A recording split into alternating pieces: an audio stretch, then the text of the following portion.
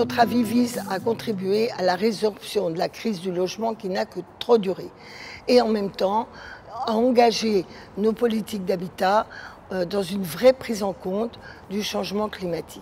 Il s'agit d'une refonte de la politique du logement qui est d'abord fondée sur un premier pilier qui est un changement de méthode. Planification territorialisée des besoins et des opportunités.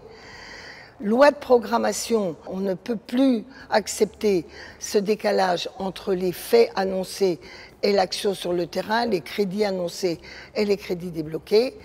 Et enfin, une feuille de route contractualisée entre l'État et chaque territoire pour que les objectifs en commun soient mis en œuvre dans les 5 ans. Notre avis contient un très grand nombre de propositions qui ont leur cohérence parce qu'on ne résoudra pas la crise du logement par simplement 1 ou 2 mesures. Il s'agit d'avoir un équilibre de mobilisation entre les acteurs. Le monde HLM, priorité au logement social, très forte demande, mais aussi accession à la propriété, mais aussi statut du bailleur privé, car il y a aussi des besoins qui doivent prendre leur place dans cette construction et de la production de logements.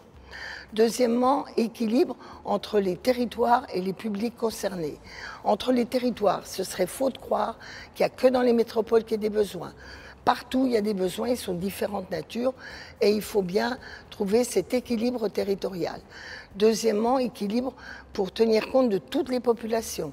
On sait par exemple qu'évidemment, il y a les plus démunis, il y a le vieillissement de la population qui est un enjeu considérable, mais aussi les difficultés des jeunes et des étudiants à se loger, sans compter les personnes en situation de handicap.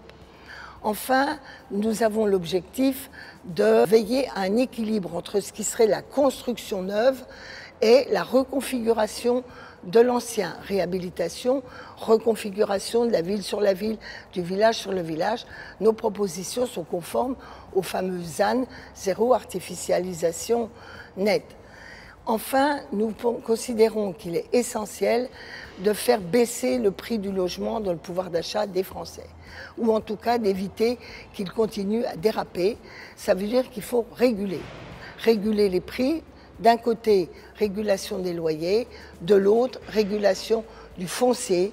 C'est un des sujets certainement les plus nouveaux qui est dans notre rapport, qui est monté de plus en plus.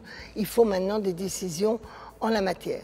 Je terminerai sur l'objectif républicain de cet avis, qui est à la fois pour garantir les droits fondamentaux à chaque personne, mais aussi la mixité sociale partout sur le territoire national, combattre l'effet ghetto, améliorer un certain nombre de quartiers, veiller à ce qu'il y ait du logement abordable pour tous sur l'ensemble du territoire.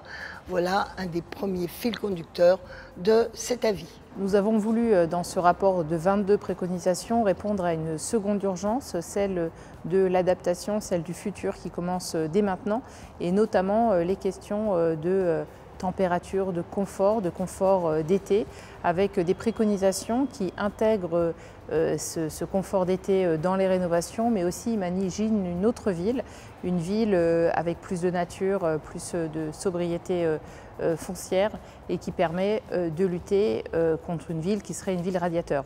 Aujourd'hui, on a 1 logement sur 3 qui est une bouilloire thermique, ce qui veut dire que les gens sont mal logés, mais sont aussi dans des villes trop chaudes.